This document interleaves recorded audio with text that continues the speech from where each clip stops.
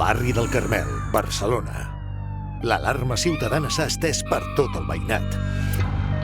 Hi ha un botiguer trampós que estafa els clients apujant els preus de les etiquetes dels productes sense pietat. Ho fa de forma sistemàtica i sempre de la mateixa manera. Quina deu haver sigut l'estafa més gran que haurà comès l'estafador de les etiquetes? Intentarem posar llum a les matemàtiques. Comencem.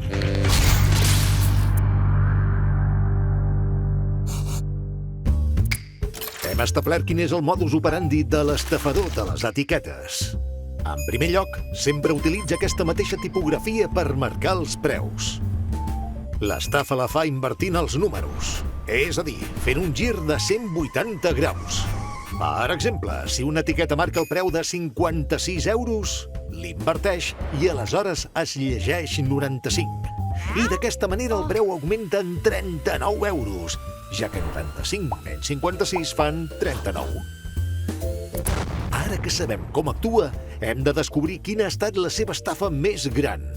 És a dir, busquem quin és el nombre de dues xifres que en invertir-lo canvia més el preu perquè té la diferència més gran. Per esbrinar-ho, haurem d'utilitzar el pensament computacional i els algorismes.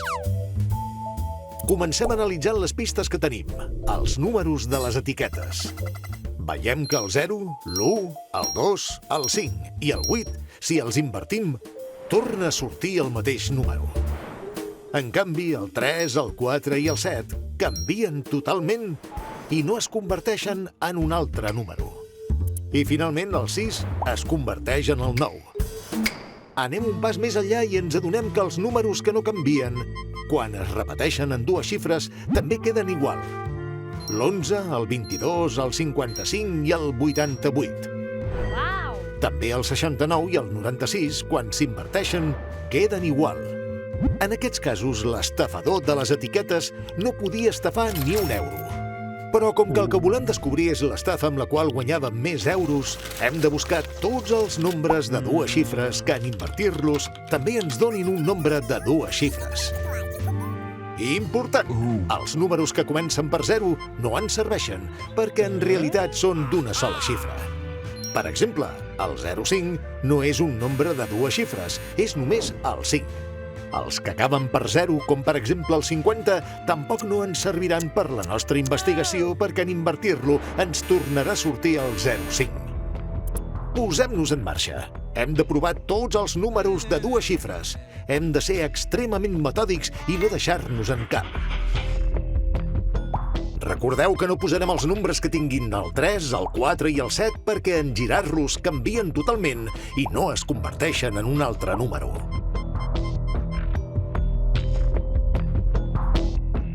Un cop els tenim tots, ens fixem que n'hi ha de repetits. Busquem les parelles de repetits i en deixem només un. També eliminem el 69 i el 96, perquè ja hem dit que quan s'inverteixen queden igual. Ja tenim identificades totes les possibilitats sense repeticions. Però per saber en quina de totes les parelles hi ha més diferència de preu, ara el que hem de fer és buscar la diferència entre el preu abans i després de girar-los.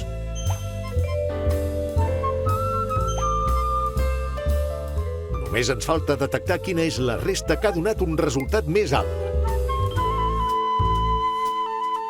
Aquí, 75. Per tant, la diferència més gran és entre 91 i 16. És a dir, quan gira l'etiqueta del 16, es llegeix 91. I el preu augmenta 75 euros! Quina barra! Quina estafa! Prova-ho tu. Quan estafaria si girés l'etiqueta de 59 euros? 16 euros? 6 euros? O 11 euros?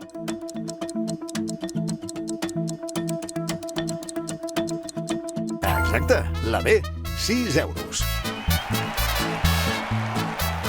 Perquè quan girem l'etiqueta de 59 es llegeix 65.